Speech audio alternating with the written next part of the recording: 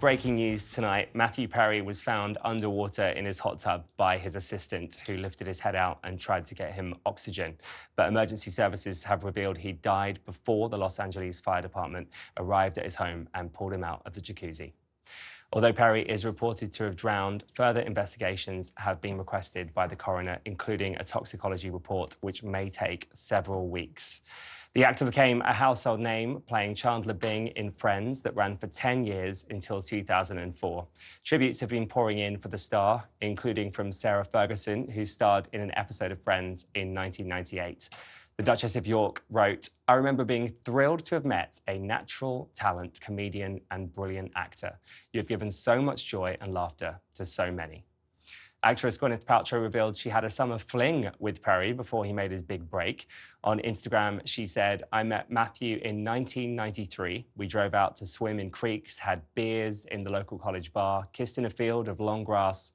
It was a magical summer." His Friends co-stars are yet to speak out on his death, but are believed to be preparing a joint statement to honour him.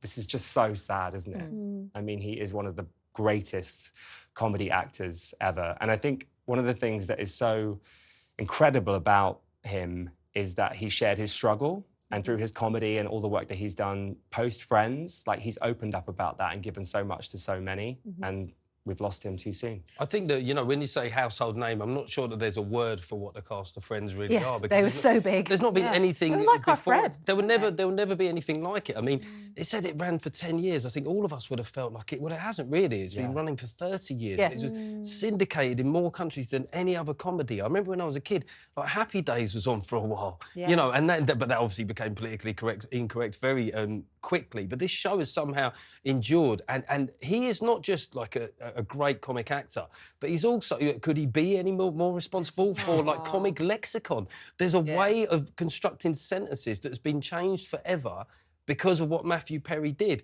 And it means, I mean, I know that he had a troubled life, and you know, he was very like frank about that in his incredible memoir. But I hope that, you know, his family are seeing all of these tributes around the world, because sometimes when people are taken too soon, it's very hard to accept, but to then realise that they really have changed the sort of comic framework. And this is why we say things like you should give people their flowers while they are alive, because now we're talking about him and people are talking about all the incredible things he did. You know, other actors coming out and saying how he helped them get sober. We're hearing about the Perry House, you know, the sober living facility that he had for men that he ran, you know, the charities that he was an advocate for, and they advocated for people with criminal convictions but also had addiction issues. Like, he did all these incredible things. Apart from being this comic genius, apart from being this wonderful person. And when the reunion happened in 2021, I'm still a huge Friends fan. I loved the reunion.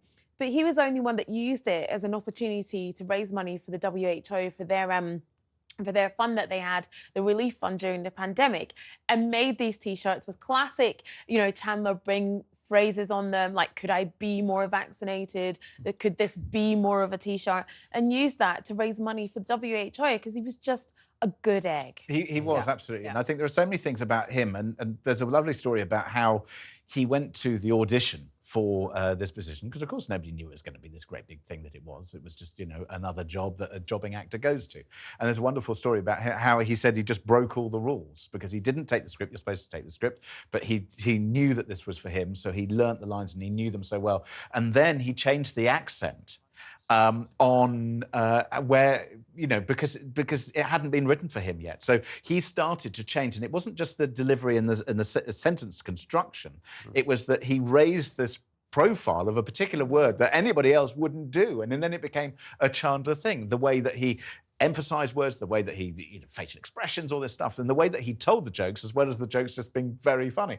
And I think that sort of struggle that we saw was because there was so much of him in that character, who was so unsure about themselves, wanting to, you know, almost wanting to please, but then, you know, have I pleased enough? Yeah. And I think that huge pressure. I mean, nobody knows, I guess, unless you're one of them, what it's like to be that famous, wanted to that ask well known. the two comics sitting here. I mean, there has always been this kind of cliched characterisation of, you know, the funny man or the funny woman who's, you know, the clown who's crying inside and has that sort of, you know, inner torment, and the number of comedians who do have struggles of their own.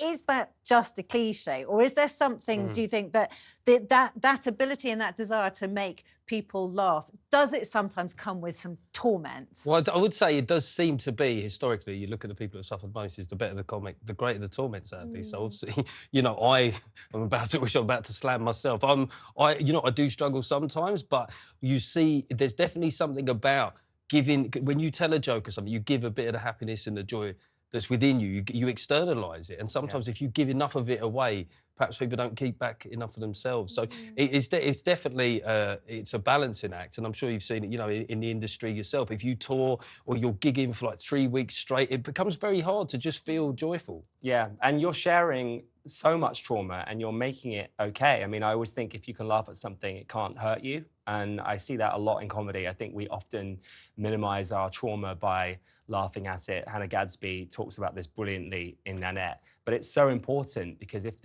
we break the silence on trauma, then it stops it being allowed to happen. And can I have permission to be a little bit bitchy now about this? I did find that Gwyneth Paltrow thing a little bit odd. Her comment saying, and we drove out... just go for the beer. And we snogged. Why are you and all making the this rest of it. about you? It was, Yeah. yeah. Stop sending yourself, Gwyneth. The best we Not can back. say about it is that it was classic Gwyneth Paltrow.